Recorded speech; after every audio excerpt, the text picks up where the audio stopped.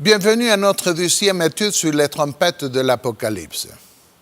Après avoir étudié hier le but et le contexte des trompettes dans la Bible, nous sommes ici aujourd'hui pour étudier la signification et l'accomplissement de ces trompettes.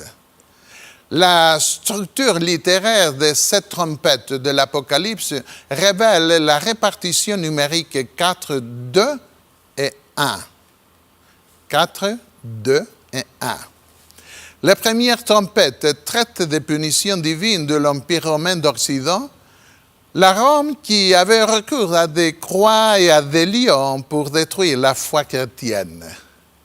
Les deux trompettes suivantes concernent les punitions du Saint-Esprit romain et de l'Empire romain d'Orient qui avait recours à la torture et pour éliminer complètement les vrais héros de la Bible pendant le Moyen-Âge. Ces sujets sont-ils importants aujourd'hui? Beaucoup de gens croient que ce qui nous importe, c'est ce qui se passe aujourd'hui. Mais afin de comprendre ce qui se passe aujourd'hui, nous devons connaître et comprendre le passé. Contre des croix et des lions. Comme nous le verrons, ces sujets sont des certitudes bibliques et historiques. Vous devrez affronter la crise finale du monde. Nous sommes liés à un extraordinaire héritage historique. Nous nions ou ignorons cet héritage au risque de perdre notre foi prophétique et notre mission divine. Les pionnières de l'Église adventiste du septième jour reçurent cet héritage de la réforme protestante. Nous tenons aujourd'hui le flambeau qui nourrit la foi de millions de personnes à travers les siècles. Mais durant les 4 premiers siècles de l'ère chrétienne, nous pouvons considérer maintenant l'histoire de l'interprétation. Durant ces 4 premiers siècles de l'ère chrétienne, particulièrement au cours du XIIe, IIIe et IVe siècle, les chrétiens s'attendaient à la venue de l'Antéchrist qui apparaîtrait après la chute de Rome et s'établirait avec 10 rois sur une église apostate. Cette attente était fondée sur les avertissements prophétiques de Daniel, Paul et Jean. Rome était une ville persécutrice. Là se trouvait le trône même du prince de ce monde. Dans cette diapositive, vous pouvez voir certains des chrétiens les plus influents des premiers siècles. Ils croyaient tous que Rome était la cible des jugements de Dieu qui seraient infligés avec la sonnerie des trompettes de guerre. Résumant leur vue par ces paroles de Jérôme au 5e siècle, tirées de son commentaire sur Daniel 7. C'était l'opinion de la majorité de l'Église chrétienne de ce moment-là. Il écrit « Nous devrions donc agréer avec l'interprétation traditionnelle de tous les commentateurs de l'Église chrétienne qu'à la fin du monde, lorsque l'Empire romain sera détruit, 10 rois diviseront le monde romain entre eux. Puis un ancien roi insignifiant apparaîtra, l'Antéchrist. » L'influent Augustin d'Hippone partageait initialement ce point de vue, mais changea de position vers la fin de sa vie. Selon les visions de Daniel, l'Antéchrist viendrait de Rome. Comme vous pouvez le voir sur cette diapositive, la corne provient de la tête de l'animal représentant Rome. Deuxièmement, il établirait son siège dans l'église de Rome. Selon les paroles de l'apôtre Paul, l'Antéchrist irait s'asseoir dans le temple de Dieu, se proclamant lui-même Dieu. Il fait cela une fois que les empereurs sont déchus. Paul écrivit ceci dans sa 2e lettre aux Thessaloniciens au chapitre 2. Rome était une ville ennemie, le quartier général du diable. Elle était vouée à la destruction à la fin du monde, comme le révèle l'Apocalypse 18. Mais au IVe siècle, la persécution des chrétiens par l'Empire romain diminua à partir de la conversion de Constantin.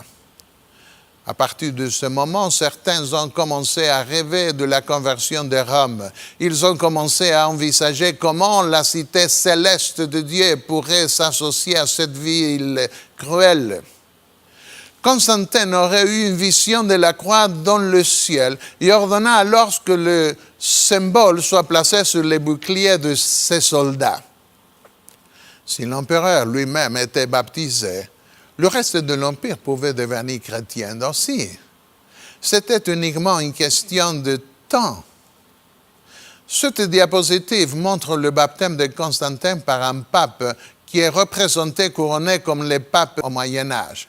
L'image vient en fait de la moitié du milieu du Xe millénaire. Mais au IVe siècle, les papes ne portaient pas encore de couronne. Et cette image illustre comment Rome ne pouvait plus être considérée comme la cible des punitions de Dieu, parce qu'elle était soi-disant convertie au christianisme. Les rêves de beaucoup concernant la conversion de Rome furent ébranlés par les invasions barbares. Le pillage de Rome par Alaric au Ve siècle créa un problème. Si Rome était convertie, pourquoi une telle calamité la frappait-elle? Est-ce que la Rome chrétienne était vraiment punie par Dieu? Comment pouvait-il répondre aux païens qui prétendaient que seuls les dieux de la Rome antique pouvaient protéger la ville d'invasions étrangères? Augustin d'Hippone fut l'un des premiers à répondre à cette accusation païenne. Il pensait trouver une solution grâce à une nouvelle interprétation du millénium de l'Apocalypse. Pour lui, l'Église commença à régner spirituellement sur la terre au temps de la Pentecôte et continuera à régner spirituellement jusqu'au jugement dernier. Sa vue est une vision spiritualisée du millénium qui est connu aujourd'hui comme amillénarisme, ce qui signifie que l'important est le concept de millénium et non pas 1000 années littérales. Mais la Bible dit qu'au cours de ce millénium, le diable serait lié de chaînes et incapable de tromper ce qui se soit. Or, en fait, à l'époque d'Augustin et tout au long des siècles chrétiens, le diable n'a pas été lié ni en vacances. Il est délié encore aujourd'hui, n'est-ce pas? À partir de l'époque d'Augustin, nous voyons un rejet du prémillénarisme, qui est 1000 années littérales que ne se produisant qu'après la venue de Jésus. Mais selon la nouvelle vue, Rome serait convertie et ne serait pas du tout détruite. Et en utilisant cette nouvelle interprétation, les prophéties apocalyptiques de la Bible pouvaient être spiritualisées, séparées d'événements historiques et réels et rendues ainsi sans effet. Cela devint une pratique courante dans l'important centre théologique d'Alexandrie.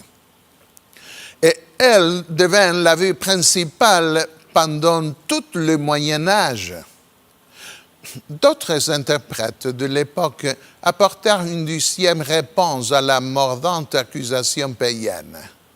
Ils expliquaient les invasions barbares comme des châtiments de Dieu envers la Rome occidentale pour son apostasie et son paganisme persistant. Cette interprétation conduisit les chrétiens à persécuter les païens. Ils croyaient qu'ils devaient faire cela pour garder la faveur de Dieu et ainsi protéger Rome. Augustin d'Hippone enterra l'historicisme pour environ 1 millier d'années. L'historicisme est ancré dans la conviction que les prophéties apocalyptiques sont accomplies pendant l'histoire. Mais avec la nouvelle vue, les chrétiens n'ont pas besoin de se tourner vers l'histoire pour découvrir l'accomplissement des prophéties. Rome avait été vue comme l'accomplissement du 4e empire prophétisé par le prophète Daniel, Il était prévu qu'elle serait détruite à la fin des temps à cause de ces persécutions des saints, mais puisqu'elle était soi-disant convertie, on croyait qu'elle ne devait pas être détruite, mais devenir le siège du royaume chrétien, représentant la cité céleste sur la terre. De cette façon, Augustine a ouvert la voie pour que d'autres concluent que le règne de l'Église commença avec l'ascension de l'évêque de Rome au pouvoir. Cela veut dire aujourd'hui que le monde ne sera pas détruit, mais converti. Êtes-vous d'accord? D'autres chrétiens de cette époque n'étaient pas d'accord.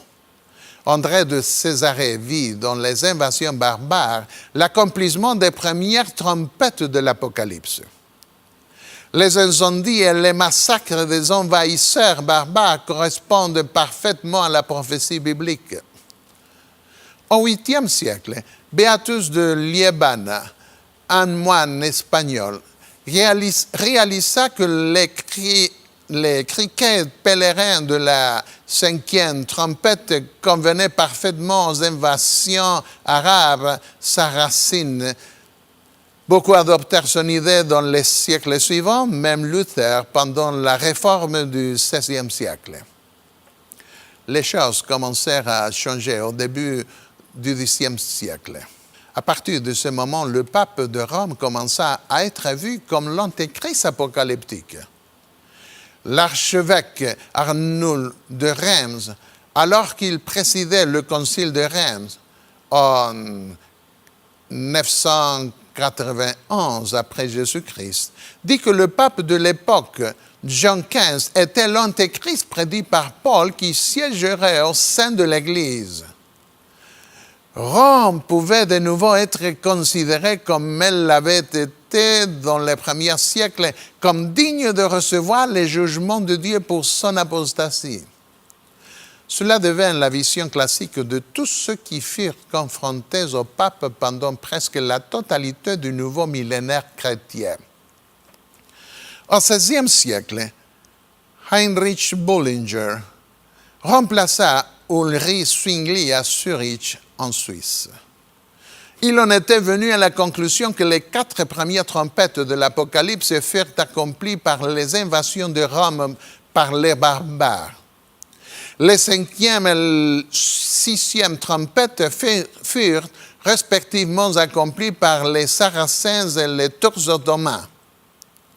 Plus d'une centaine d'interprètes approuvèrent sa vue, qui devait l'interprétation protestante classique jusqu'au XIXe siècle. Nous, adventistes du 7e jour, avons hérité de cette vie protestante. Nos pionniers prirent le flambeau prophétique protestant et le proclamèrent au monde. Nous sommes censés croire que les trompettes de l'Apocalypse sont des punitions divines contre Rome, le dernier empire, dans ses 3 différentes phases, païenne, médiévale papale et la Babylone moderne. Les trompettes sont 7 moyens divins de dissuasion pour entraver le progrès du dernier empire romain dans sa tentative à prévaloir contre le royaume de Dieu. Elles sont revues par la course céleste lorsque l'agneau brise le 7e sceau. Les 4 premières trompettes répondaient aux cris des martyrs qui souffrirent sous l'Empire romain païen pendant les 5 premiers siècles. Les Césars et le Sénat romain furent la cause de la première tribulation apocalyptique romaine. Le dernier livre de la Bible commence par les paroles suivantes. Révélation de Jésus-Christ, que Dieu lui a donné pour montrer à ses serviteurs les choses qui doivent arriver bientôt. Car le temps est proche. Il ne fait aucun doute que c'est un livre tourné vers l'avenir. Maintenant, considérons la première tribulation. Dans le premier chapitre de l'Apocalypse, Jean se considérait lui-même comme souffrant sous la première tribulation romaine. Lisons Apocalypse 1, 9. Moi, Jean, votre frère et qui partent avec vous à la tribulation et au royaume et à la persévérance en Jésus. J'étais dans l'île appelée Patmos à cause de la parole de Dieu et du témoignage de Jésus. Patmos n'est pas une île paradisiaque ni une escapade de vacances. Nous pouvons avoir plusieurs tribulations dans notre vie, mais la Bible parle de 3 tribulations qui étaient des punitions pour prêcher la parole de Dieu. Jean souffrit à l'époque de la première tribulation, soit 100 ans après l'inauguration du royaume spirituel de Jésus dans le temple céleste. Et il projette ces messages apocalyptiques vers l'avenir. Examinons certains faits bibliques concernant cette première tribulation. Nous comprendrons mieux la raison des 4 premiers jugements de Dieu contre les agents méchants qui causèrent cette tribulation. Parfois, quand vous êtes interviewé pour une position élevée dans une entreprise, on vous dresse un tableau prometteur de l'avenir. Mais quand Jésus appela ses disciples, il ne leur promit pas une vie terrestre confortable. Il leur dit dans Jean 16, 2 et 33, « L'heure vient où quiconque vous fera mourir croira rendre un culte à Dieu. Vous aurez des tribulations dans le monde, mais prenez courage, j'ai vaincu le monde. » Et de nouveau, dans Matthieu 10, 16, 22, 38 et 39, le Seigneur dit, « Je vous envoie comme des brebis parmi les loups. Vous serez haïs de tous à cause de moi. Celui qui ne prend pas sa croix et ne me suit pas n'est pas digne de moi. Celui qui conservera sa vie la perdra, et celui qui perdra sa vie à cause de moi la retrouvera. » Jésus dit aussi à ses disciples dans Jean 15, 18 et 20, « Si le monde vous haït, sachez qu'il m'a haï avant vous. Souvenez-vous de la parole que je vous ai dit, le serviteur n'est pas plus grand que son maître. S'ils m'ont persécuté, ils vous persécuteront aussi. » Le Seigneur avait prédit à Pierre la façon dont il allait mourir. Quand tu étais plus jeune, tu te saignais toi-même et tu allais où tu voulais. Mais quand tu seras vieux, tu étendras tes mains et un autre te scindra et te mènera où tu ne voudras pas. Jean 21, 18. C'était une référence directe à une mort sur une croix. À son disciple Timothée, l'apôtre Paul raconte sa propre histoire de souffrance. « Pour toi, tu as suivi ma souffrance, ma persécution et ma constance, mes souffrances. » Et il déclara, « Tous ceux qui veulent vivre pieusement en Jésus-Christ seront persécutés. » À l'église de Smyrne, Jésus dit, « Ne crains pas ce que tu vas souffrir. Voici, le diable jettera quelques-uns de vous en prison afin que vous soyez éprouvés et vous aurez une tribulation de 10 jours. Sois fidèle jusqu'à la mort et je te donnerai la couronne de vie. » Considérons la cruelle réaction de l'Empire romain envers les prédicateurs de la parole de Dieu et du témoignage de Jésus au 1er siècle. Serait-il difficile à reconnaître dans l'histoire les jugements que Dieu exécuta contre cet empire au long des siècles? C'est pourquoi les chrétiens purent reconnaître dans les 4 premières trompettes de l'Apocalypse la liste de Dieu l'occasion quand ils ont été protégés, ou au moins l'Empire romain païen a été jugé par les 7 trompettes de l'Apocalypse. Maintenant, les fléaux barbares de Dieu. Les fléaux barbares de Dieu mirent fin à l'Empire romain d'Occident et sont représentés par les 4 premières trompettes de guerre. On pouvait déjà voir les premières percées barbares en territoire romain à l'époque de Jean, au 1er siècle. Ils continuèrent d'envahir l'Empire romain jusqu'au 5e siècle, époque où l'Empire romain d'Occident s'effondra. Ce furent les seuls royaumes qui pouvaient saper et finalement détruire la cour de César. La première trompette. Quelles étaient les tribus qui causèrent le plus de dégâts et qui enfin vainquirent l'Empire romain d'Occident? Traitons du premier coup sérieux qui tomba sur la capitale des Essars. Le premier ange sonna de la trompette, et il y eut de la grêle et du feu mêlés de sang qui furent jetés sur la terre. Et le tiers de la terre fut brûlé, et le tiers des arbres fut brûlé, et toute herbe verte fut brûlée. Apocalypse 8, verset 7. Le premier coup contre l'Empire romain fut donné par Alaric, le roi wisigoth. Alaric assiégea Rome à la fin de la première décennie du 5e siècle en août 410. C'était la première fois en près de 800 ans que Rome tomba face à un ennemi. Rome avait été partiellement pillée plus d'un siècle auparavant, mais n'avait pas pu être complètement capturée. Mais maintenant, de larges sections de Rome furent brûlées. La première trompette est le premier d'une série de 4 coups décisifs qui tomberaient sur Rome. Il tomba comme de la grêle et du feu mêlé de sang. Les Wisigoths venaient des régions froides du nord de l'Europe et le premier siège de Rome eut lieu en hiver, en l'an 408. La ville de Rome fut assiégée 3 fois par Alaric, en 408, en 409 et en 410, quand elle fut finalement pillée. Le texte affirme que le tiers de la terre et des arbres seraient brûlés. À l'époque, l'Empire romain avait 3 capitales. La ville de Rome fut la seule à être capturée.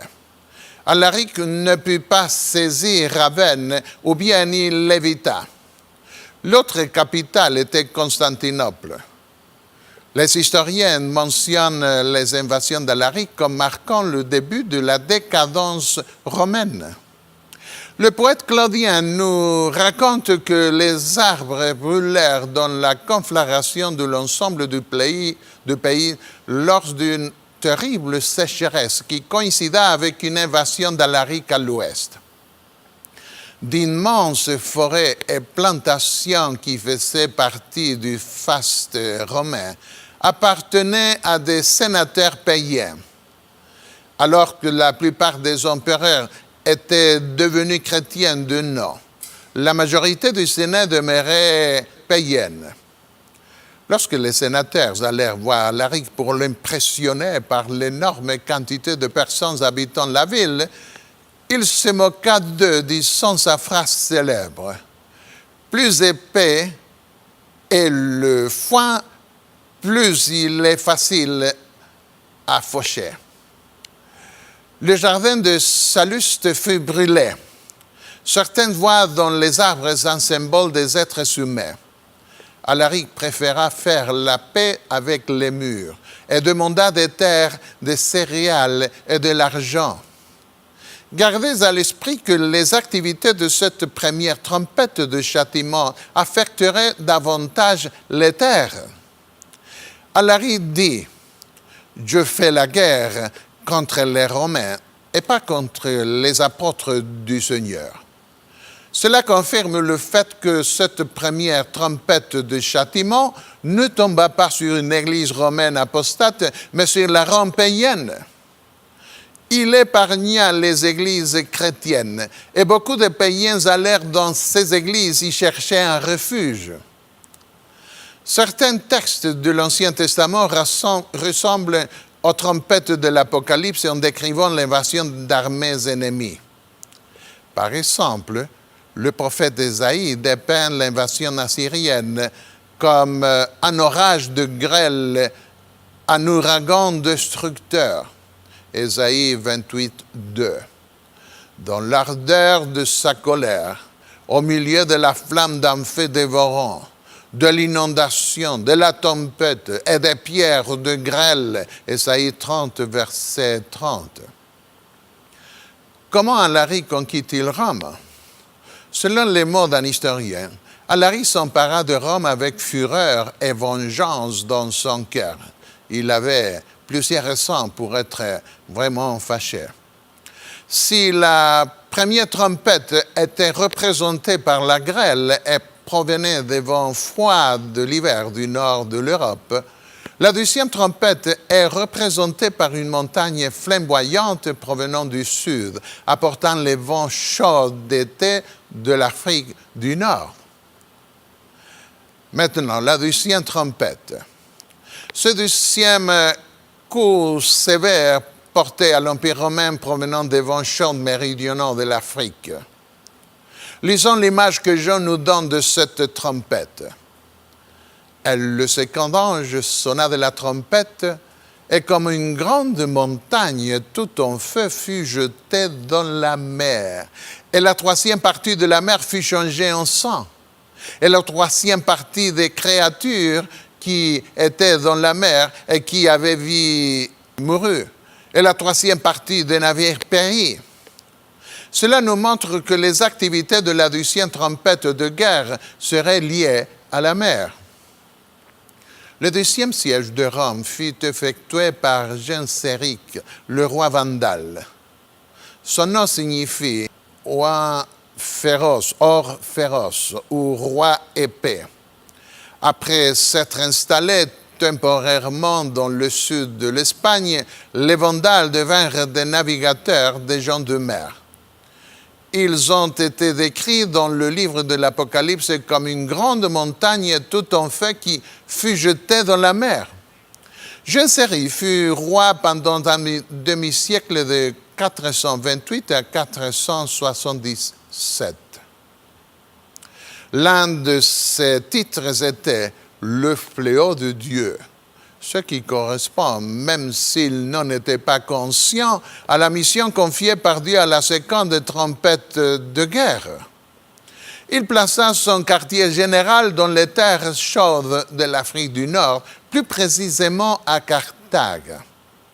Il s'empara de Rome, qui fut détruite partiellement pour la deuxième fois au cours de l'été 455. Lisons certains passages de l'Ancien Testament qui emploient des images similaires pour décrire les armées des envahisseurs.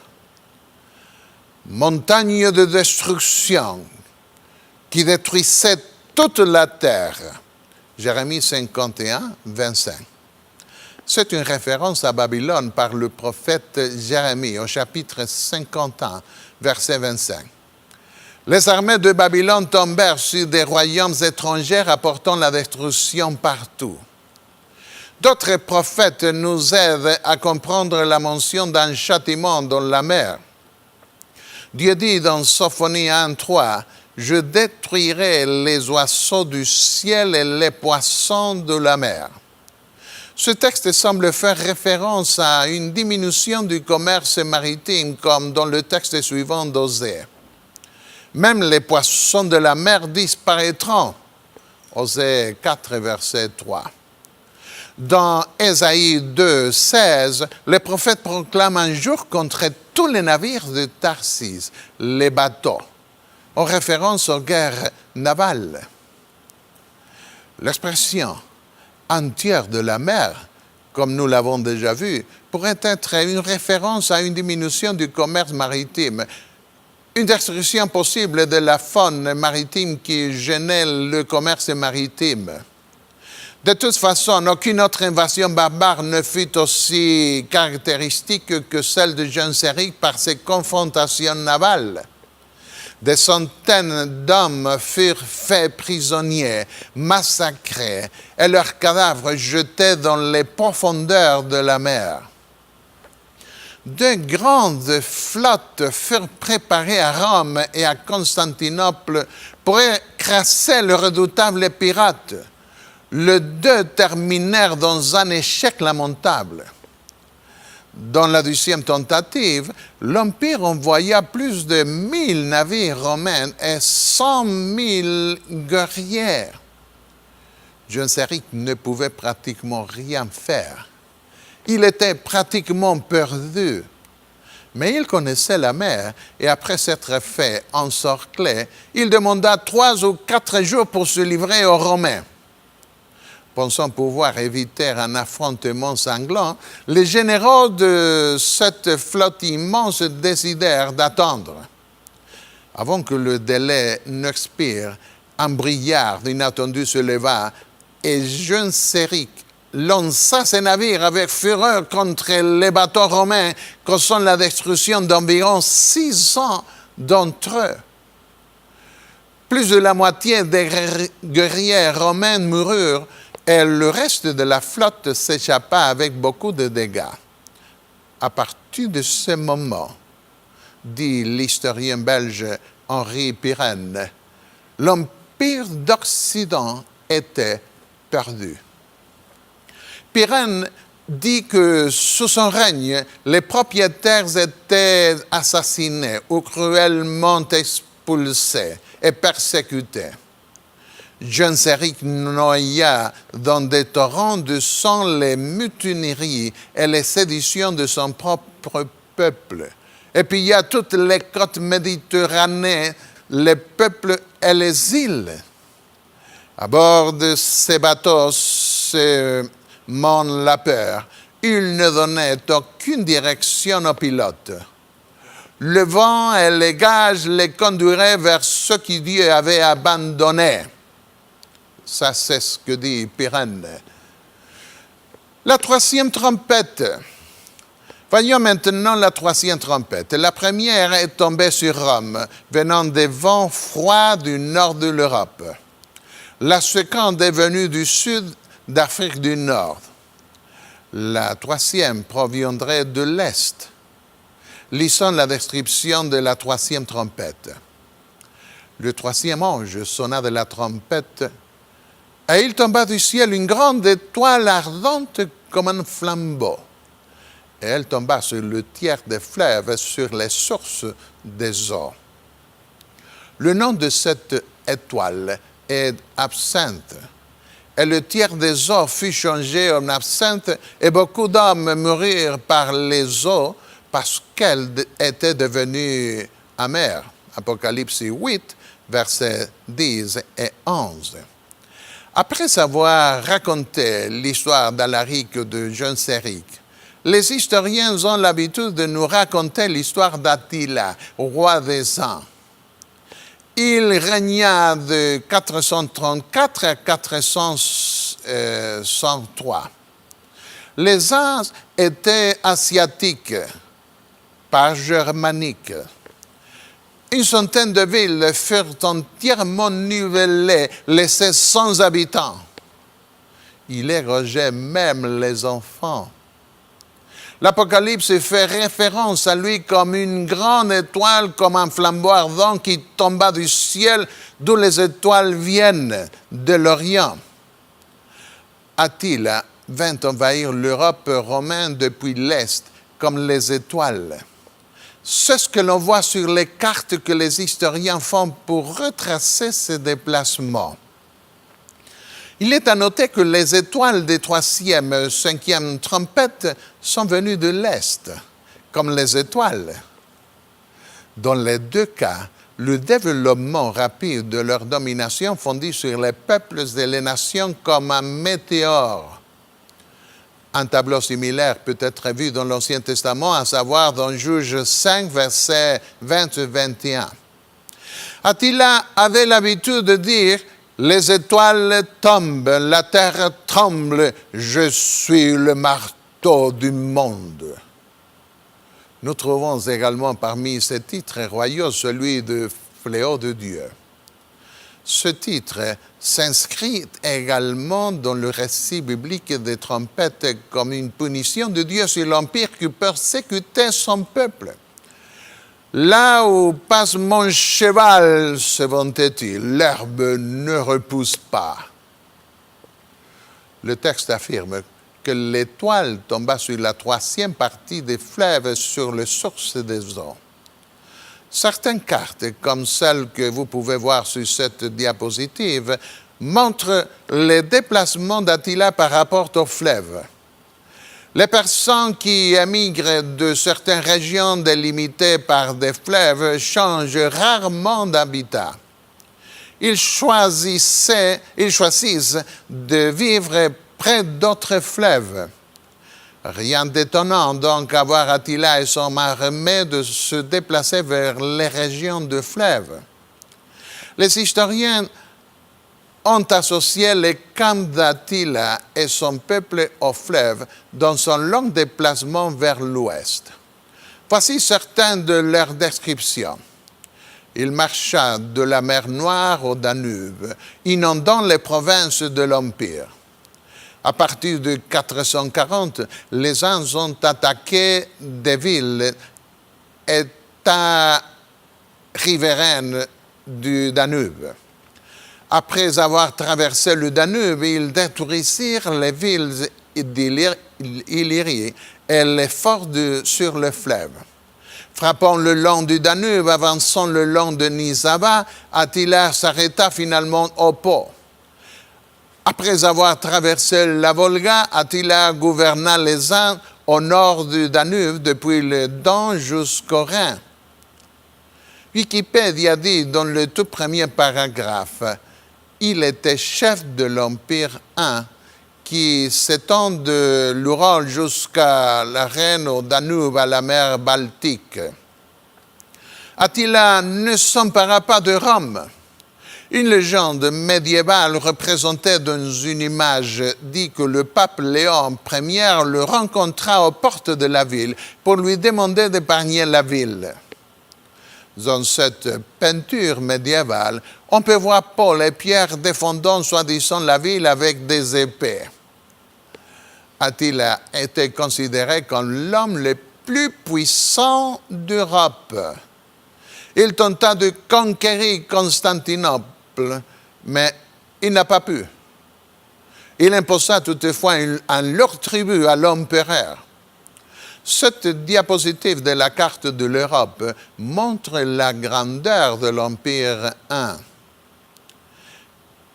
Examinons la façon dont Dieu décrivit cette trompette de guerre.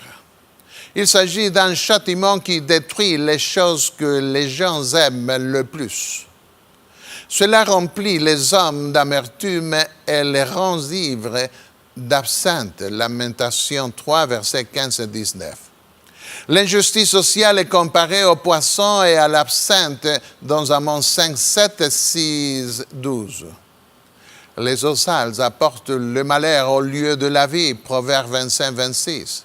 Dieu donne à ceux qui se sont rebellés contre lui des vers à manger et du fiel à boire, ce qui implique la dispersion et la mort. Jérémie 8, 14, 9, 15, 23, 15. Plus d'une centaine de villes ont été dépouillées de tous les objets de valeur de leur richesse.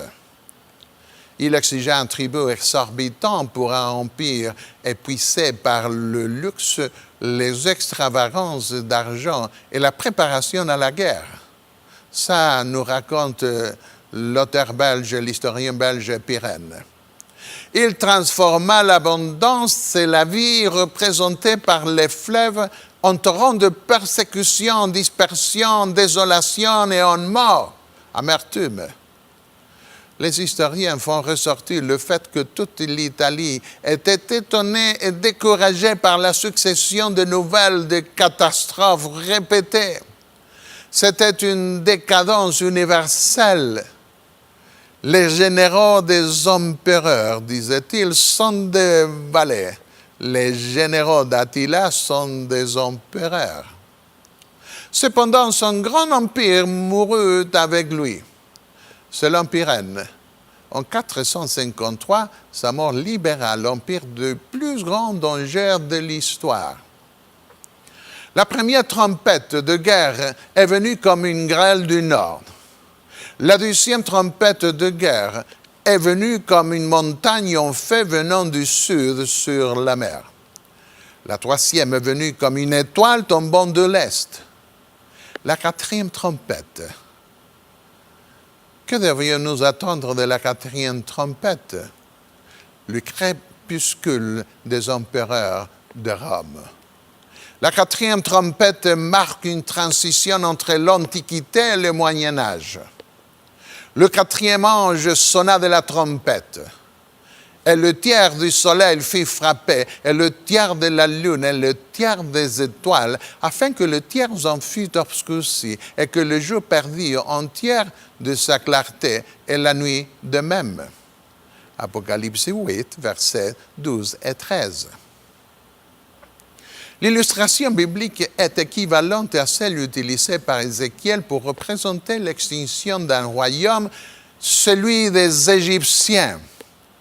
Le Seigneur dit, « Quand je t'éteindrai, je voilerai les cieux et j'obscurcirai leurs étoiles.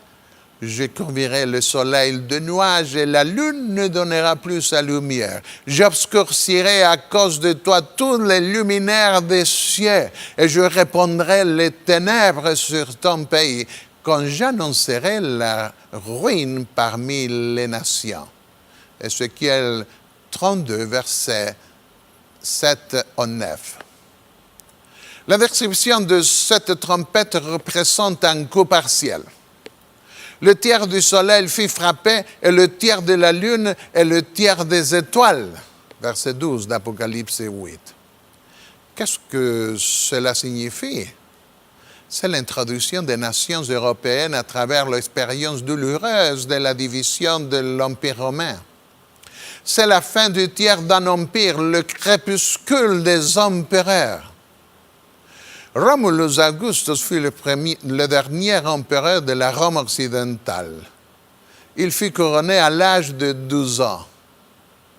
Il y a quelque chose de curieux à retenir. Le fondateur de Rome fut Romulus et le premier empereur Augustus.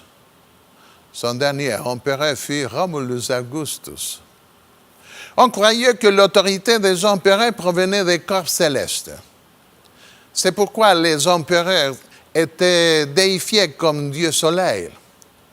Maintenant que le Soleil était frappé à l'ouest, il continua à fonctionner pendant un peu de temps à travers les sénateurs, la Lune. Les historiens confirment que la déposition de Romulus Augustus par Odoacre marque la fin de l'Empire romain d'Occident, la chute de la Rome antique et le début du Moyen Âge en Europe de l'Ouest. Pourquoi un tiers des corps célestes fut-il frappé? Il n'y avait plus d'empereur à Rome. Mais Ravenne et Constantinople restaient comme siège de l'Empire romain oriental, comme siège. À Rome, nous avons le pape qui remplaça l'empereur. À Ravenne se trouvait un exarchat de l'Empire d'Orient. Et le seul empereur qui restait était à Constantinople. Le quatrième jugement de Dieu contre l'Empire romain tomba à la fois sur le système impérial et le culte. Ceux-ci conservèrent un peu de leur splendeur dans le système politico-religieux hybride qui les remplaça pendant le Moyen Âge. Les promesses de Jésus aux martyrs, c'est ce que nous pouvons considérer maintenant pour conclure cette étude des 4 premières trompettes de l'Apocalypse. Que pouvons-nous dire de ceux qui souffrirent cette première tribulation païenne?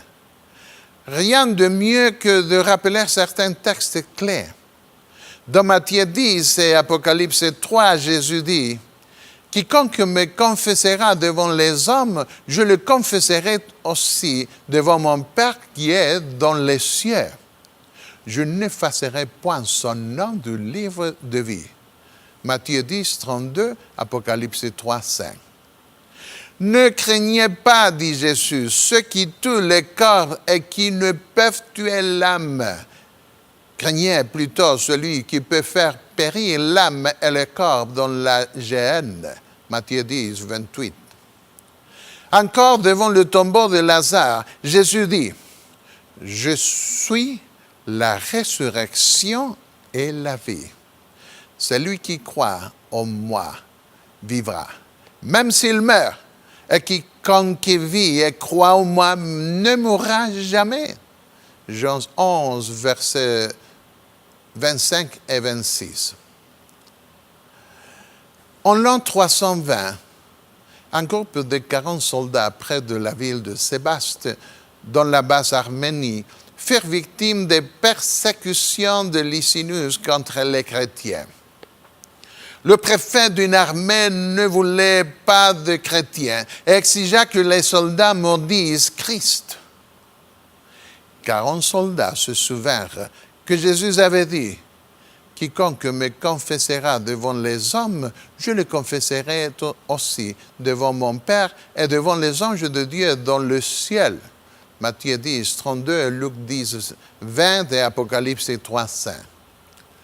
Le préfet romain les condamna à aller nus sur un étang gelé près de Sébaste par une nuit glaciale pour qu'ils meurent de froid. Un refuge leur était promis à la condition de revenir et maudire Jésus.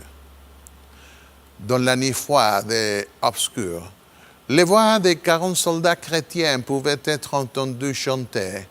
40 soldats luttent pour toi, Jésus, et attendent la couronne.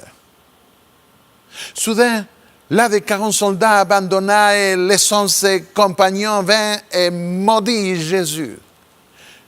Il fut autorisé à se baigner dans des eaux chaudes qui avaient été préparées pour ceux qui abandonneraient leur foi. Les voix des martyrs se firent de nouveau entendre qui disaient maintenant, 39 soldats luttent pour toi, ô Jésus, et attendent la couronne. L'un des gardes placés pour surveiller les martyrs vit à ce moment un éclat surnaturel au-dessus d'eux et se proclama aussitôt chrétien. Il quitta sa toge et alla vers les 39.